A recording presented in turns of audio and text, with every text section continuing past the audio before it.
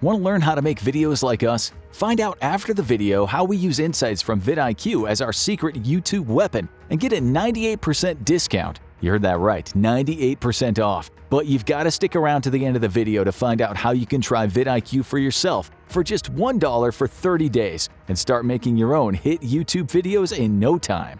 What's the summit of suffering?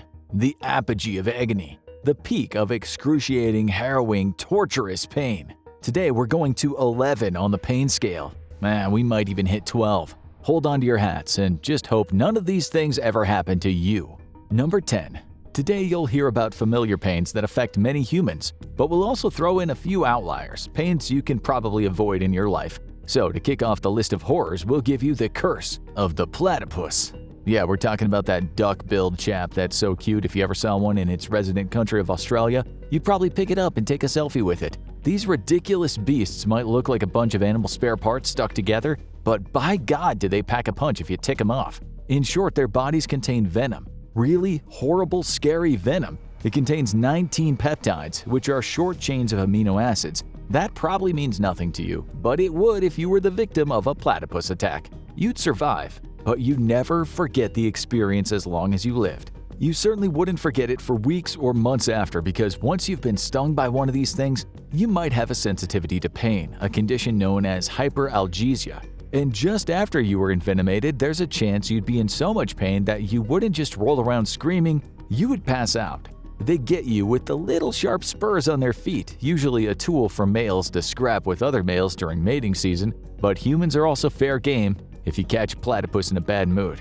You might see one in the water and think it's a good idea to try to play around with it, and then it might take a swipe at you. Within a few minutes, you wouldn't only be in excruciating pain, but you might be paralyzed. That would only be temporary, but the problem is, once you'd been dragged out of the water and received some attention, not even the strongest medications could help lessen the pain, which in one report said was to be immediate, sustained, and devastating. A Vietnam War veteran once said, his platypus sting hurt more than when he got struck by shrapnel. Not only that, but you probably have to pull the spur out of your skin. And word on the street is victims can't do that, since they're hurting so much. Few people have experienced this, but some have. One report published in the National Library of Medicine said the patient spent 6 days in the hospital, and the envenomated area remained painful, swollen, and with little movement for 3 weeks. Significant functional impairment of the hand persisted for 3 months. We guess the message here is that in nature, you should never judge a book by its cover. Pain caused by animals doesn't really get any worse than this. Thank God it doesn't happen often, but this next pain happens to many of us in life, minus the exploding part. Number 9. A piece of advice we're going to give you is when you know there is something wrong with one of your teeth, get it seen to. Toothaches generally mean something is wrong and won't get any better without medical attention. You have loads of nerves in your teeth. You might have a cavity, which might cause a little bit of discomfort, but the pulp down in the root of your tooth might then get infected. Trust us, this is bad. It's an 11 on the pain scale. You want to rip your tooth out by yourself. There are actually plenty of reports of people doing just that when they couldn't get medical attention. Unlike the rest of your body, there isn't much you can do to lessen the pain. You cannot get in there since your tooth is in a closed structure. The infection might develop into a dental abscess, and you'll wish you were toothless. Perhaps one of the worst stories we've ever read while researching these shows was the case of exploding teeth. No, we're not kidding. In the 19th century, a dentist in Pennsylvania named W.H. Atkinson wrote about severe toothaches. Talking about one particular case, he said, during his agonies, he ran about here and there in the vain endeavor to obtain some respite. At one time, boring his head on the ground like an enraged animal, at another, poking it under the corner of the fence, and again going to the spring and plunging his head to the bottom in the cold water. In those days, teeth caused people hell. Another case explained that one man was observed to cry day by day for hours together. He actually died, not from the pain, but as a result of how he handled it. In another story, a clergyman from back then became delirious with pain. In this case, his tooth exploded. The case file says, all at once a sharp crack, like a pistol shot, burst his tooth into fragments, giving him instant relief. That happened a few times. In another case, it was explained that the explosion was so loud that a woman's ears rang for days. The tooth was said to have bursted with a concussion and well nigh knocked her over. The BBC wrote that there is no easy explanation for why these explosions happened. but they did, and before that the people suffered as much as is humanly possible. Don't ever think that because you had a regular old toothache, tooth issues are not that bad. Toothaches can go off the scale in terms of pain. You know that you've already been there. Women who've had harrowing childbirth experiences have said their toothache was much worse than pushing out the bloody bundle of joy. Okay, so we guess this is a good time to talk about what some urologists have described as male childbirth. Number 8. We don't mean men pushing babies out of their urethras, but it can feel like that. We're talking about kidney stones. Those little devils that can lay in wait for ages and then at some point decide it's time to exit your body. Imagine that if it was the size of a human fist and weighed 2.48 pounds. True story. 11% of men will have a kidney stone in their lives compared to 6% of women. In 2022, it was reported a guy in India had a whopping 206 stones inside of him. He'd been living in absolute agony for months on end, and not one pain medication made him feel much better. He was in so much pain that he could hardly do basic things, such as brush his teeth. What happens with kidney stones is waste products in the blood crystallize, and that can end up becoming stones, or in this guy's case, 206 stones. It took surgeons just 1 hour to take them all out of his body. It would be an understatement to say he was relieved. A guy in the US was asked to describe what his kidney stones felt like, and he said, indistinguishable from being stabbed with a white-hot glowing knife that's twisted into your insides non-stop for hours. Another person on a forum explained, when you're in that kind of pain, you'll try anything. Feels like a knife stuck into you shaped like a star with multiple sharp edges cutting deeper with each breath. The problem is people don't often know what's going on until it's too late. Still, kidney stones can be managed, just like with a toothache. As soon as you feel any kind of pain, go see a professional. Kidney stones aren't always excruciating, but they can be, especially, as the NHS says, when they are as big as a golf ball. Now for something a bit out of the ordinary again. Number 7. If you wanted to invent a name for a creature and make it sound like a gangster, you'd probably come up with something like Tarantula Hawk Wasp. Wasps get a lot of bad press, but let's face it, they don't exactly ingratiate themselves with humans. At least honeybees fall on their sword after they plunge their stinger into you, and they make delicious honey. Wasps are more like natural-born killers, but the Tarantula Hawk Wasp is on another level. You can find them in the US, and you should know more about them. One person writing about their sting made us laugh when he said the pain was unacceptable. A biologist explained that if you do get stung, just lie down and start screaming. He wasn't joking. He said it hurts so much that people can get injured running around like their backsides are on fire. There are reports of people in so much pain that they were unable to speak for a few minutes. That's the good thing about this creature. If you do get stung, the intense pain will usually only last for about 5 minutes. In some ways, then you could call the pain the worst of them all because, let's face it, no one could handle it for hours on end, like childbirth or toothache or kidney stones. We're not sure why, but a scientist once tried to discover what it would be like to be stung by a handful of these critters simultaneously. A paper explained, undeterred after the first sting, he continued, receiving several more stings, until the pain was so great he lost all of them and crawled into a ditch and just bawled his eyes out.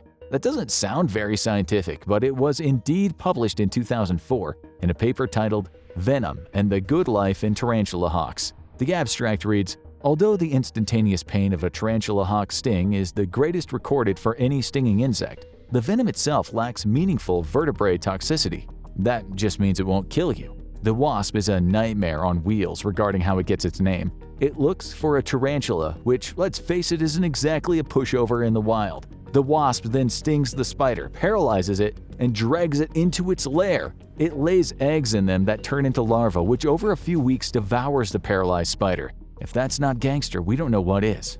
They don't really have any natural predators. As one person wrote, no animal is dumb enough to go after a tarantula hawk wasp. The good news is that they're very solitary creatures and very rarely bother humans, which makes a change from those normal everyday bastard wasps that make their nests above your garage door. Still, if you do manage to annoy one, be prepared for 5 minutes of instantaneous, electrifying, and totally debilitating pain that is unacceptable. Now let's get back to the things that might happen to many of you on any given week. Number 6. Cancer. It's never a cheery subject to talk about. It fills us with dread. But it will happen to a lot of us.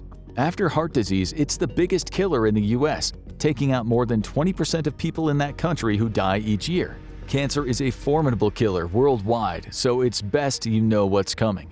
The good and bad news about cancer is often you don't know you have it until it's too late. Some cancers can be quite silent, so unless a tumor pushes itself against an organ, it can grow to its heart's content in relative silence. Cancer is like social media. You don't know it's killing you until you are way past being able to survive it. Not all cancers are the same though. They come in many shapes and sizes and cause varying levels of pain. But the one people seem to hate the most in terms of physical agony is bone cancer. Thankfully, it's not that common compared to breast, prostate, skin, colon, and lung cancer. But if you do get it, you might find you have intermittent bursts of serious pain that happen a few times a day every day. Sure, the pain isn't as bad as having a platypus stick his mean spurs into your face, but that constant, unrelenting throbbing can drive you half crazy.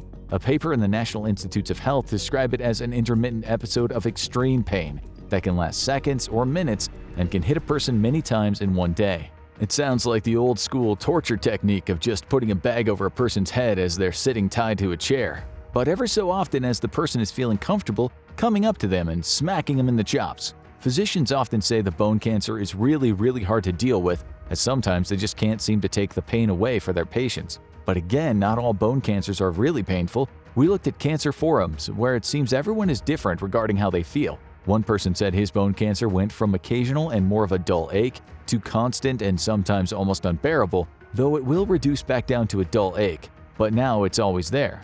Another person said, I was just walking fine and all of a sudden, at the snap of your fingers, I suddenly have massive pain about the size of a dime in my lower left leg. I could hardly make it back home.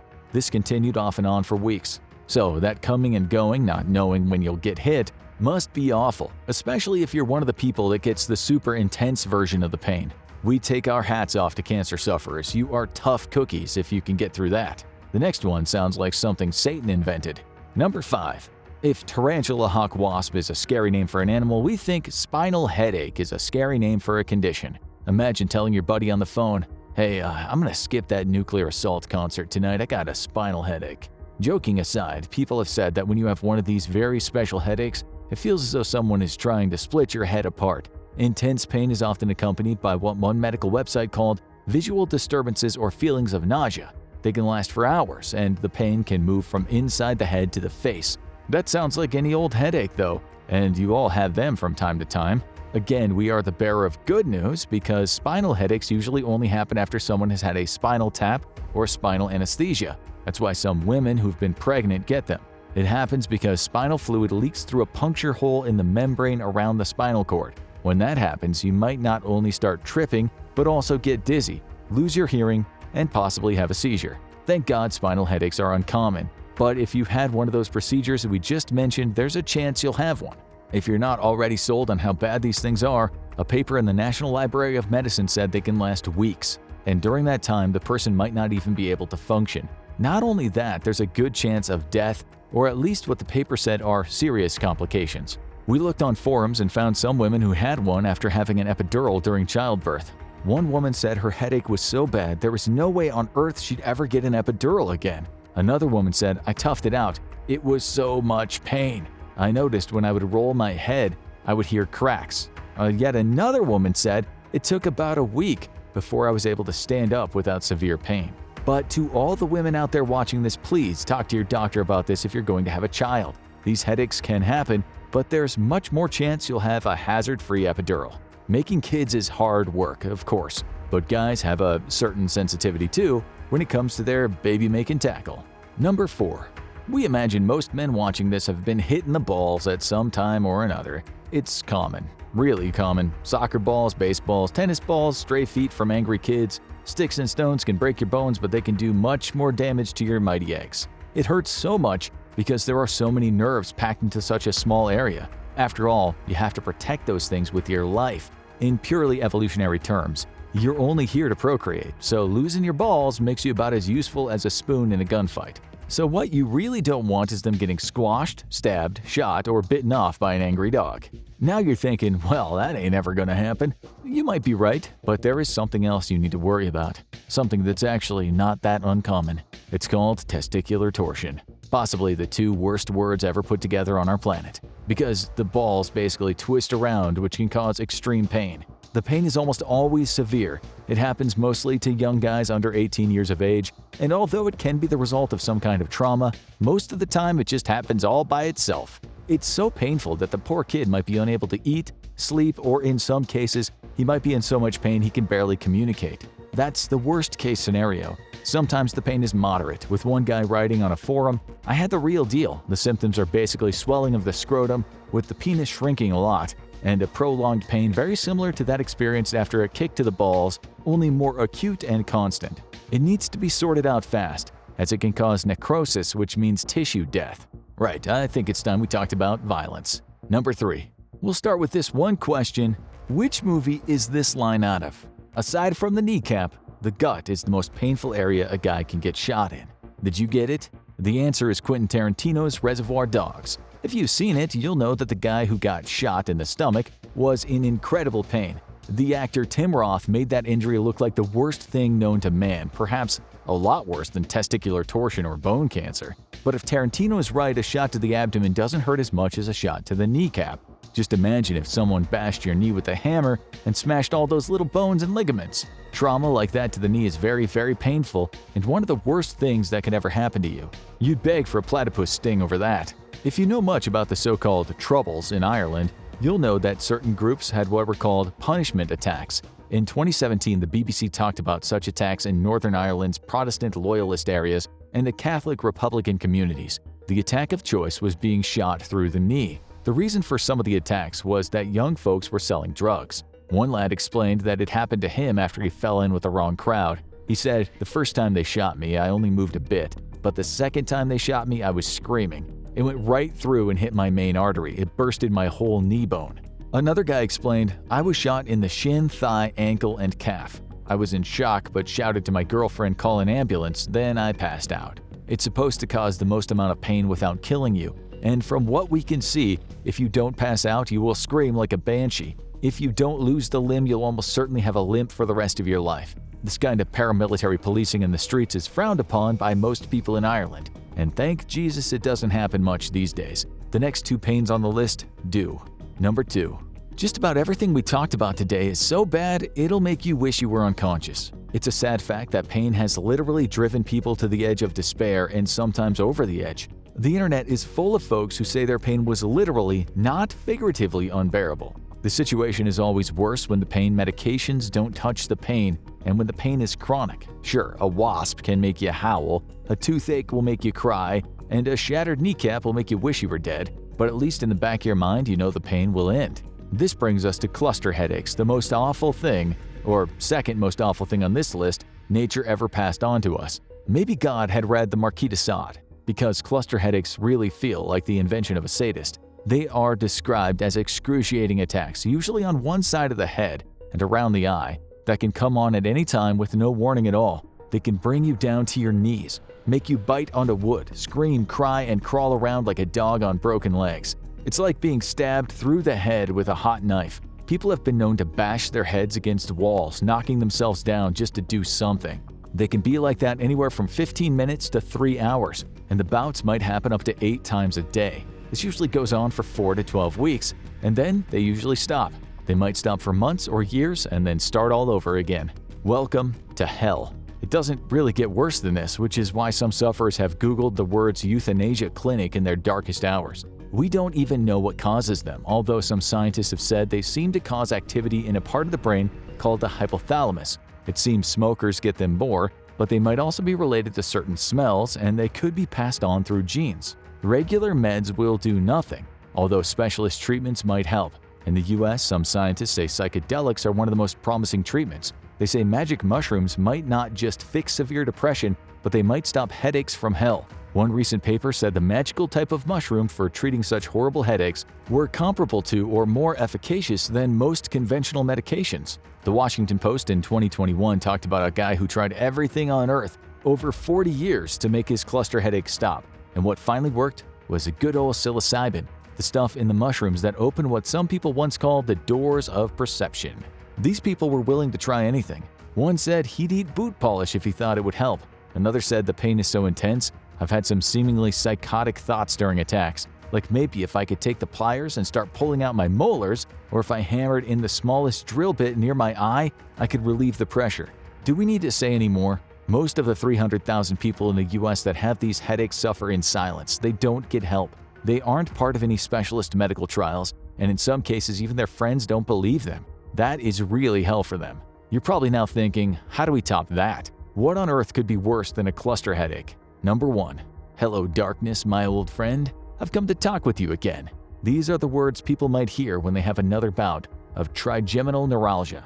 These are similar in some ways to cluster headaches, but they certainly aren't the same. Still, they might feel like a knife going through your head, which might happen 100 times a day. No kidding. You can't live a normal life when you have them. The attacks might go on for months at a time. They're caused when something called the trigeminal nerve is compressed by a blood vessel, and while there are drugs that can help, the attacks might come back. We're not allowed to give you the nickname of this disease since YouTube doesn't like the word. So let's just say that people who have these attacks literally cannot put up with them. In this case, unbearable means unbearable. As one man explained, it's 100 times worse than the worst pain you've ever felt, but pulsating and persistent like someone's trying to pull your eye out. Now, are you wondering how we come up with the ideas for videos? It's all thanks to vidIQ. vidIQ is a super powerful YouTube tool that basically acts like a cheat code for picking video topics. With vidIQ, you can see exactly how many people are searching for a topic each month, how much competition there is for that topic from other creators, and what videos from those creators are trending. Put all that information together and you can find the perfect video, like we did hopefully with this one. So go check it out for yourself and get vidIQ for just $1 for 30 days. That's 98% off the regular price, but only at vidiq.com/theinfoshow. Now you need to watch Radiation, Worst Ways to Die, or have a look at Why Would It Suck to Live Through the End of the Universe.